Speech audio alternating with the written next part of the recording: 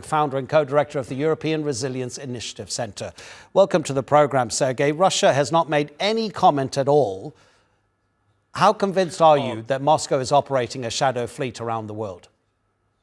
Thank you for having invited me. Of course, Russia is operating this fleet. We have seen an immense surge of number of such vessels coming out of Russian ports after the sanction. The first sanctions have been proclaimed and been set on the Russian oil and gas.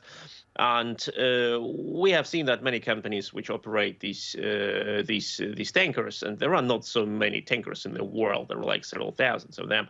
You can trace them practically. Many companies which own them, they have been founded very recently. They do not have like any, let me say, like any offices or any staff. Like some companies are just represented by one general director and no staff, etc. So it's clear that this amount is.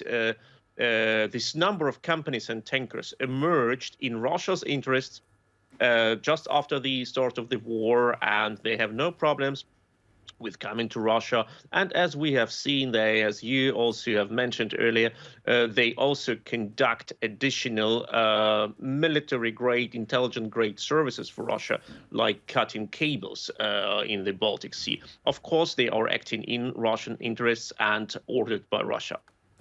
Bloomberg is reporting that 3 tankers with over 2 million barrels of Russian crude oil are currently floating off the Chinese coast. And we at the moment are concentrating on EU and NATO security.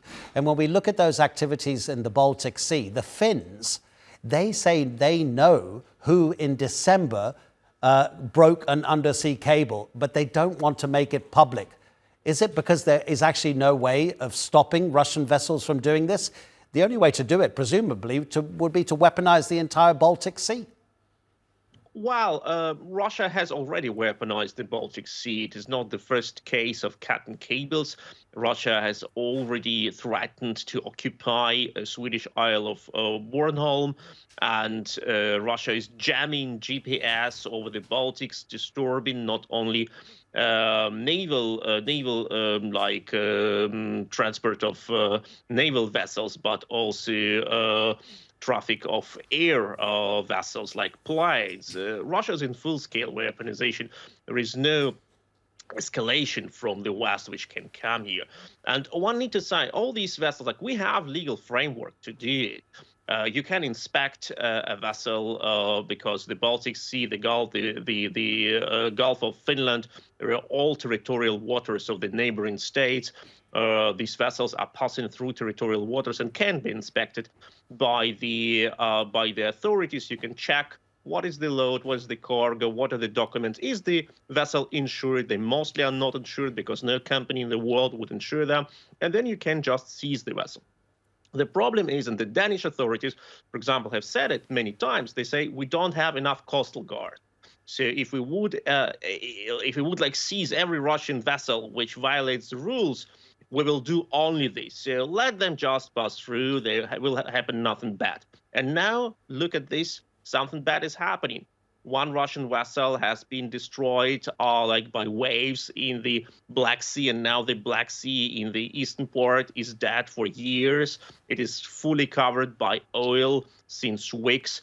We have seen a Russian vessel, a Russian tanker, losing its engine close to a recreational, environmentally protected area in Germany, in the Baltic Sea, etc. So our reluctancy and our passivity just made the problem worse because nobody wanted to stretch their capacities and make Russia angry.